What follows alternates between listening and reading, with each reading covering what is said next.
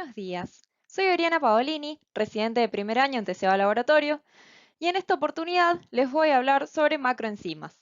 Voy a explicar generalidades de las mismas y vamos a ver tres casos clínicos. Dos que llegaron a nuestro laboratorio y uno que tomé de la bibliografía. Una pequeña introducción. Las isoenzimas e isoformas son enzimas que catalizan la misma reacción y tienen similar especificidad de sustrato. La diferencia entre ellas es que las isoenzimas tienen distinta estructura primaria. Pueden originarse a partir de diferentes genes estructurales, variantes alélicas o ser híbridos de subunidades distintas. Difieren unas de otras en sus propiedades enzimáticas, físicas y bioquímicas y pueden tener diferente localización tisular o celular. Como ejemplo, tenemos a la amilasa, con sus isoenzimas pancreática y salival, que difieren en su localización tisular, y la lactato deshidrogenasa, que sus isoenzimas van del 1 al 5 y son híbridos de subunidades distintas. Por otro lado, las isoformas comparten una misma estructura primaria y son codificadas por los mismos genes, pero sufren diferentes modificaciones posttraduccionales, como puede ser conjugación, proteólisis, fosforilación, desaminación o las diferentes formas alostéricas. Como ejemplo, tenemos a la fosfatasa alcalina, que es una enzima que presenta tanto isoenzimas como isoformas. Dentro de las isoenzimas, la tejido inespecífica presenta isoformas que son ósea y hepática, que difieren en su contenido de ácido siálico. Pasando concretamente al tema de este Ateneo, hablemos de macroenzimas.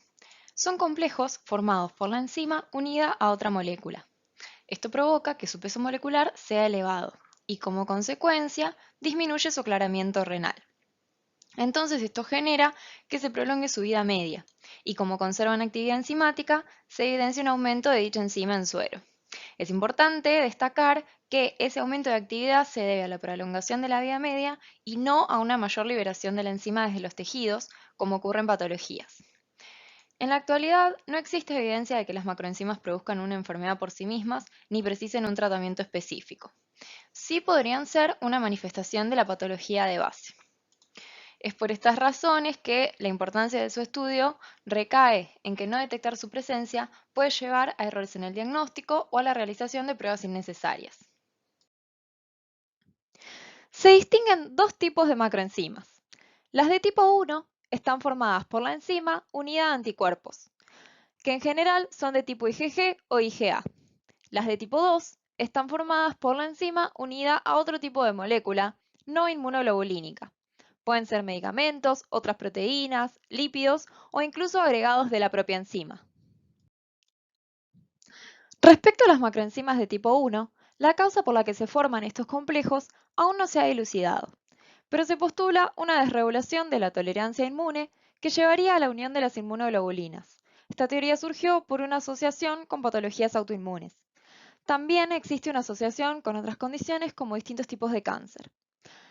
La interacción del autoanticuerpo con la enzima es específica y en la mayoría de los casos esta unión no afecta la actividad enzimática y si lo hace es en muy baja medida. La prevalencia de estas macroenzimas aumenta con la edad, excepto en el caso de macrosat, que aparece en pacientes más jóvenes. La prevalencia real de estas macroenzimas no se conoce porque muchos pacientes que las presentan tienen valores de enzima total dentro del rango de referencia. Estos son ejemplos de macroenzimas tipo 1. Podemos ver que aparecen en personas sanas o con diagnósticos variados. Por lo tanto, no son marcadores de enfermedad, no estarían asociados a una patología en particular. Por otro lado, tenemos a las macroenzimas de tipo 2. Estas presentan un mayor grado de asociación a enfermedad. Su presencia refleja la actividad de la enfermedad del paciente y la mejora de este está conectada a la desaparición de estas macroenzimas en suero. También pueden encontrarse de forma transiente luego de procedimientos terapéuticos. Por estas razones, se las postula como posibles marcadores de enfermedad. Como ejemplos de macroenzimas de tipo 2, tenemos a la macrocreatinquinasa de tipo 2, que es un polímero de la isoenzima mitocondrial. Esta fue propuesta como marcador tumoral y está asociada a mal pronóstico. Está presente en enfermedad maligna, sobre todo en adenocarcinomas metastásicos, y también en enfermedades no malignas, pero graves y avanzadas. Vamos a volver a esta macroenzima en uno de los casos clínicos. Otro ejemplo son las hepatobiliares, como fosfatasa alcalina, gamma-glutamiltransferasa y leucina aminopeptidasa, que se forman por una asociación con lipoproteínas y aparecen en enfermedad hepatobiliar. Estas podrían ser útiles para distinguir el tipo de obstrucción biliar. En particular, la medida del porcentaje de macro-gamma GT respecto a gamma GT total sería de utilidad para distinguir obstrucción extrahepática de intrahepática, siendo mayor el porcentaje en el caso de obstrucción extrahepática. Concluimos con la teoría y pasamos entonces al primer caso clínico, sobre la macroenzima de aspartato aminotransferasa. Este es el caso que tomé de la bibliografía. Se trata de una paciente asintomática de 23 años con diagnóstico de síndrome de ovario poliquístico y los demás antecedentes no son relevantes en este caso. Pero al realizar los controles sanguíneos se detecta un aumento aislado de aspartato aminotransferasa y estos resultados se repiten al mes y a los 2 meses. Vamos a ver más en detalle las determinaciones realizadas a la paciente en el primer estudio. Comprobamos que el hepatograma está dentro de los valores de referencia, excepto por la aspartato aminotransferasa que está elevada. Veamos un poco más de ASAT, entonces.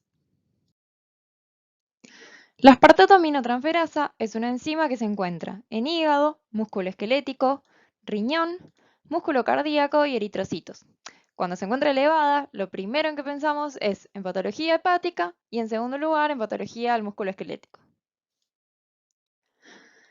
Para el diagnóstico de esta paciente, lo primero que se corroboró es que el aumento de ASAT es aislado. Seguido de esto, debemos revisar la historia clínica y hacer un examen físico completo y repetir las pruebas hepáticas para confirmar el resultado. Estas dos cosas ya fueron hechas.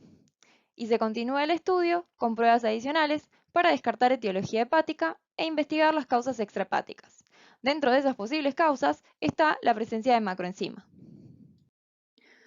Es por eso que a esta paciente se le realizaron todas estas pruebas adicionales y no se encontró patología en ningún caso. La serología para hepatitis virales era normal, los marcadores de enfermedades hepáticas autoinmunes también eran normales, se investigó enfermedades metabólicas y no se encontraron, se buscó la enfermedad celíaca y tampoco estaba presente, y la ecografía abdominal era normal. Luego de 6 años, en que la paciente seguía asintomática y se mantenía el aumento aislado de ASAT, los autores decidieron investigar una posible macroenzima. Para eso se realizó una precipitación con polietilenglicol. Este es un polímero neutro y el mecanismo por el cual produce la precipitación de las macroenzimas no está claramente establecido, pero se propone que es a través de un mecanismo de exclusión estérica, donde los polímeros excluyen a las proteínas de parte de la solución y reducen la cantidad efectiva de agua disponible para su solvatación. Para realizar la precipitación, en el primer tubo de reacción se mezclan partes iguales de la muestra y de solución de polietilenglicol. Y en el segundo tubo, que es el control, se mezclan también en partes iguales la muestra con solución fisiológica. Se incuban 10 minutos a 37 grados y se centrifugan por 10 minutos y se mide la actividad en el sobrenadante. En este caso, se determinó la muestra del paciente por triplicado y los controles utilizados fueron muestras de 5 pacientes que presentaban elevación de ASAT, pero de causa conocida.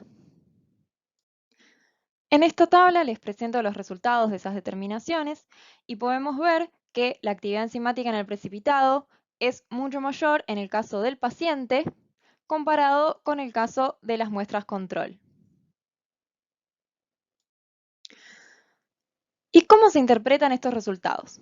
Los resultados se expresan como porcentaje de actividad en el precipitado, que se determina mediante este cálculo. El punto de corte utilizado para definir la presencia de macroenzima fue el 73%. Otros autores utilizan un rango entre 67 y 82%, que si el porcentaje obtenido para la muestra está entre esos valores, el resultado es indeterminado. En este caso, vimos en la diapositiva anterior que el porcentaje de actividad en el precipitado en la muestra del paciente era alrededor del 98%, o sea, mayor al 73%, que es el punto de corte. Y en las muestras control, este porcentaje iba de 30 a 65% aproximadamente, siempre menor al 73%. Entonces, estos resultados indican que la paciente presenta una macroenzima de aspartato aminotransferasa. Así, se puede atribuir el aumento de ASAT a la presencia de macroenzima y evitar que la paciente sea sometida a más estudios innecesarios. Continuando entonces con los casos clínicos, pasamos al siguiente, donde vamos a hablar sobre creatinquinasa. Esta es una paciente de 94 años que fue atendida en nuestro laboratorio. Recibe distintas medicaciones y su diagnóstico era simplemente control. Al evaluar sus resultados, vimos que presentaba un valor elevado de creatinquinasa y un valor todavía más elevado de la isoenzima MB, cosa que no es físicamente posible. Por eso, enseguida nos llamó la atención y comenzamos a investigar a qué se debía. La enzima creatinquinasa presenta tres isoenzimas: CKMM, que es la mayoritaria en músculo esquelético, CKMB, que se encuentra principalmente en el músculo cardíaco, y CKBB, que se encuentra en el cerebro y normalmente no aparece en circulación. ¿Cuáles son las posibles causas de elevación de creatinquinasa? Como sabemos, son variadas, pero la que más nos interesa descartar en este caso es un síndrome coronario agudo, dado que está muy elevada la isoenzima MB. ¿Y cómo podemos explicar que el valor de una isoenzima sea mayor que el valor total? Para eso tenemos que revisar cómo se mide dicha isoenzima. Para la determinación de CKMB se utiliza un método enzimático que mide la actividad de CK, como cuando medimos CK total, pero se realiza previamente la inmunoinhibición de la subunidad M, para medir solamente la actividad de la subunidad B de la isoenzima CKMB. Este método considera que en el suero solo están presentes las isoenzimas MM y MB, que es lo que ocurre normalmente. Y la actividad de CKMB se obtiene multiplicando la actividad de la subunidad B por 2. Por eso es que interfiere en este método la presencia de CKBB en suero, las macroenzimas de CK, y si hay muy alta concentración de CKMM y no se logra inhibir completamente a la subunidad M. En todos estos casos, se obtendría un valor de actividad de CKMB mayor al real. ¿Y por qué macro-CK es una interferencia? Tenemos de dos tipos y ambas interfieren en la medición. Macro-CK tipo 1 es un complejo formado por la isoenzima CKBB unida a IgG, y macro-CK tipo 2 está formada por oligómeros de la isoenzima mitocondrial de CK. Si recordamos, las macroenzimas conservan su actividad enzimática y estas no van a ser inhibidas cuando se realice la inmunoinhibición de la subunidad M. Por lo tanto, van a interferir en la medición. Macro-CK tipo 1 es más frecuente en mujeres y en mayores de 50 años, como es el caso de nuestra paciente, y macro-CK de tipo 2 está asociada en adultos a neoplasias, metástasis y cirrosis hepática. Es un índice de gravedad y de mal pronóstico, y es muy poco frecuente en sujetos sanos. ¿Cómo podemos diferenciar si el aumento de CKMB se debe a una macro-CK o a un síndrome coronario agudo?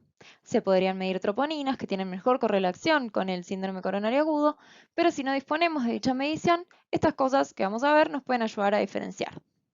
Si CKMB es mayor al 25% de CK total, si la elevación de CKMB es persistente y si la precipitación con polietilenglicol es mayor al 20%, estos resultados sugieren que la paciente presenta una macrocreatinquinasa, que se debería confirmar por electroforesis.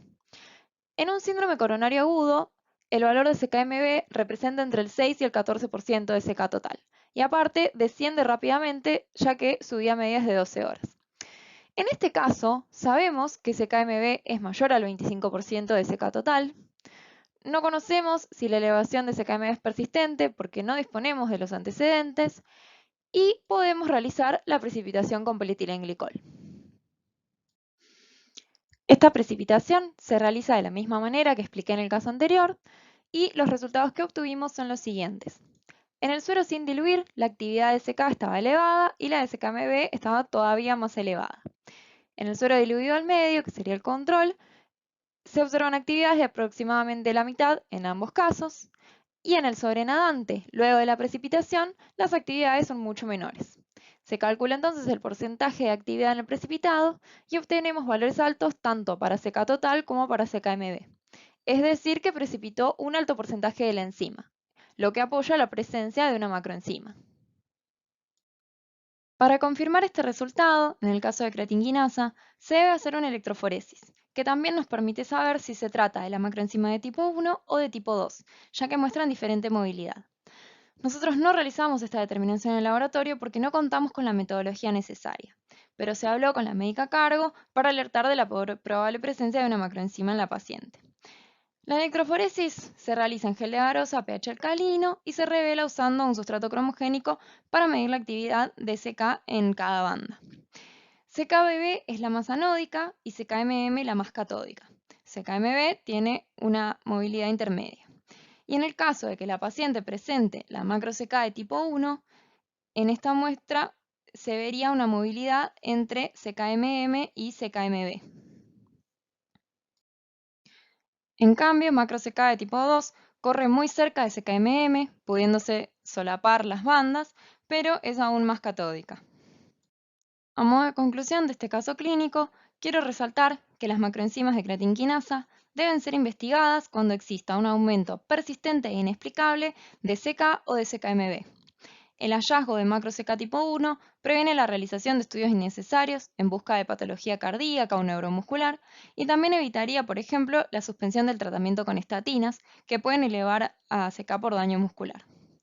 La presencia de macro CK de tipo 2 en suero es señal de enfermedad severa y se le ha descrito en pacientes con tumores malignos metastásicos, por lo que debería investigarse una posible neoplasia si se detecta esta macroenzima. Pasamos ahora al siguiente y último caso clínico sobre amilasa. Se trata de una paciente asintomática de 73 años que llega a nuestro laboratorio con un diagnóstico de sospecha de macroamilasa. Se realizan las determinaciones correspondientes y se obtiene un valor de amilasa elevado con lipasa dentro del rango de referencia. ¿Dónde podemos encontrar a la amilasa? La isenzima pancreática se ubica en el páncreas y la isenzima salival está presente en glándulas parótidas, sudoríparas y mamarias, pulmón y trompas de falopio principalmente. Si un paciente presenta hiperamilasemia, los posibles diagnósticos son numerosos, pero los principales a tener en cuenta son enfermedad pancreática y enfermedad de las glándulas salivales. Como podemos ver, la presencia de macroamilasa también es una posible causa de hiperamilasemia. Entonces, para continuar el estudio de esta paciente, revisemos sus resultados y antecedentes. La paciente presenta valores similares de amilasa y lipasa desde 2017, es decir, que el aumento aislado de amilasa es persistente. Su función hepática es normal, ya que los resultados del hepatograma se encuentran dentro del rango de referencia, y lo mismo ocurre con su función renal, que está conservada. Uno de los posibles diagnósticos diferenciales era una cetocidosis diabética, pero esta paciente no es diabética y su glucemia es normal. Para completar el estudio, se podría haber determinado la amilasuria e investigado marcadores de enfermedades intestinales. Como podemos ver, la hiperamilasemia que presenta la paciente es aislada y persistente. Es por eso, probablemente, que su diagnóstico era de sospecha de macroamilasa. Hablemos entonces un poco más sobre macroamilasa. Es la más frecuente entre las posibles macroenzimas y también la más estudiada. Actualmente se sabe que la macroamilasemia es un proceso benigno que no requiere tratamiento. El principal interés clínico radica en la necesidad de distinguirla de otras situaciones que cursan con una hiperamilasemia. Si un paciente presenta lipasa normal, amilasemia elevada y amilasuria normal, con función renal conservada, esto sugiere la presencia de macroamilasa. La macroamilasemia puede hallarse en personas asintomáticas, pero es más frecuente en los pacientes con dolor abdominal porque en ellos se estudia la función pancreática. Para evidenciar la presencia de macroamilasa, se puede realizar una precipitación con polietilenglicol, electroforesis o cromatografía. Existen distintos tipos de macroamilasa. Puede estar formada por polímeros de alfa-amilasa o por complejos proteicos formados por alfa-amilasa unida a inmunoglobulinas, que en general son de tipo IgA, o otras proteínas plasmáticas. Y esta es la forma más frecuente y puede persistir por meses o años. También puede tratarse de complejos no proteicos, que están formados por alfa-amilasa unida a moléculas no proteicas de elevada masa molecular, como polisacáridos o sustitutos del plasma como hidroxietilalmidón. Como dije anteriormente, una de las formas de estudiarla es realizando la precipitación con polietilenglicol, que se realiza de la misma manera que en los casos previos. Revisemos entonces los resultados de la precipitación. El suero de nuestra paciente presentaba un valor de amilasa de 210,6 unidades internacionales por litro. El suero diluido a la mitad, que sería el control, tiene una actividad de aproximadamente la mitad y la actividad en el sobrenadante luego de la precipitación es de 77,5 unidades por litro. Si calculamos el porcentaje de actividad en el precipitado, este es del 24%. Por lo tanto, este resultado no apoya el diagnóstico de macroamilasemia, ya que el valor de corte que se tuvo en cuenta era del 73%. Analicemos un poco más los resultados obtenidos. Es necesario tener en cuenta que el valor de corte a utilizar depende de la población y de la concentración de polietilenglicol utilizada. Entonces lo ideal sería contar con valores de corte para nuestra población. Como no disponemos de los mismos, utilizamos el valor de corte de la bibliografía, que era del 73%. También hay que tener en cuenta que para obtener resultados positivos con la precipitación con PEG se necesitan valores de macroamilasa muy elevados, que en este caso no eran tan elevados, y es decir que el método no es muy sensible. Sin embargo, el porcentaje de actividad en el precipitado que obtuvimos para esta paciente es muy inferior al valor de corte, entonces de cualquier manera no apoyaría el diagnóstico. Y para completar el estudio de macroamilasa, se podría realizar una electroforesis o una cromatografía, que no fueron realizadas en esta paciente en particular porque no contamos con estas técnicas puestas a punto en nuestro laboratorio. Si realizáramos una electroforesis en un paciente con macroamilasemia, se podría ver algo así. Esta figura fue tomada de la bibliografía y es de un paciente con hiperamilasemia persistente. Se realizó una electroforesis de su suero que sugiere la presencia de macroamilasa, con un desplazamiento en banda de las isoenzimas de alfa-amilasa sin poder diferenciar el porcentaje correspondiente a cada fracción. Para realizar la electroforesis se puede usar como soporte gel de agarose o acetato de celulosa y se realiza a pH neutro y cada isoenzima se cuantifica por densitometría. También se puede realizar una cromatografía para investigar a macroamilasa. Acá les dejo cómo sería el procedimiento a realizar más en detalle, pero lo que se usa es una cromatografía de exclusión molecular, donde las moléculas se separan según su peso molecular. Como las macroenzimas son moléculas de alto peso molecular, van a eluir primero y en el gráfico corresponden al primer pico. Cada eluato se mide la actividad de alfa-amilasa y la absorbancia de 280 nanómetros para medir las proteínas totales. El área sombreada representa la curva de la alfa-amilasa y la no sombreada la de las proteínas. En los sueros con macroamilasa se observa un primer pico que pertenece a la macroenzima y un segundo pico para la alfa-amilasa. Estos picos de proteínas cercanos al pico de macroamilasa corresponden a las inmunoglobulinas que se unen a la enzima. Como conclusión de este Ateneo, quiero resaltar que cuando exista un aumento aislado y persistente de una enzima en un paciente sin signos ni síntomas de enfermedad relacionada, se debe considerar la posibilidad de estar en presencia de una macroenzima e investigarla, evitando de esta forma exploraciones diagnósticas y costos innecesarios. Y si se detecta una macroenzima, es importante registrarla en la historia clínica del paciente. Acá les dejo la bibliografía consultada. Y muchísimas gracias por su atención.